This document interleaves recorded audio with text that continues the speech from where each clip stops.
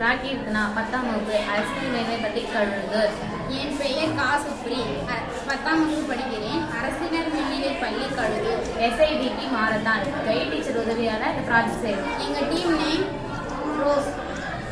Project name வந்து woman and children development. ஹெல்த்தான ஃபுட்டுக்கெல்லாம் சாப்பிட்றதுல அதிகமாக fast food தான் எடுத்துக்கிறாங்க. அந்த ஃபாஸ்ட் ஃபுட் வந்து உடலுக்கு தீங்கு விளைவிக்குது.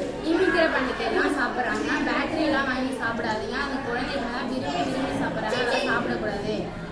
அந்த ஃபாஸ்ட் ஃபுட் எடுத்துக்கிறதுனால வைட்டமின் A குறைபாடு, மினரல்ஸ் குறைபாடு இதனால் வரனால உடல் வந்து சோர்வடையுது.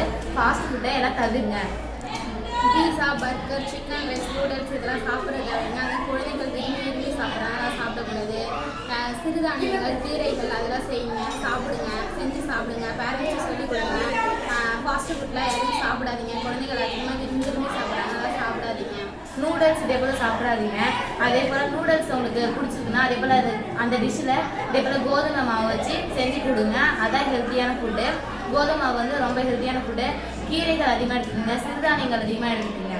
ஃப்ரூட்ஸ்லாம் அதிகமாக சாப்பிடுங்க, ஜூஸ் போட்டு குடிங்க. சிக்கன் ரைஸ்லாம் அதிகமாக சாப்பிடாதீங்க, அதை சூடு பண்ணி கொடுக்குறேன். சில்ட்ரன்ஸ் நல்லா இருக்குன்னு சாப்பிடாதீங்க, பேரண்ட்ஸ் சொல்லிக் கொடுங்க. நம் நாட்டின் முதுகெலும்பு வந்து பெண்களும் குழந்தைகளும் தான். அந்த குழந்தைகளுக்கு நம்ம சத்தான உணவு அளிக்கணும். அதனால நாங்கள் விழிப்புணர்வு ஏற்படுத்துகிறோம்.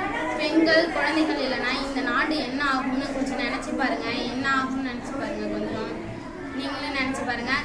அதிகமாக ஃபாஸ்ட் ஃபுட்லாம் சாப்பிடாதீங்க.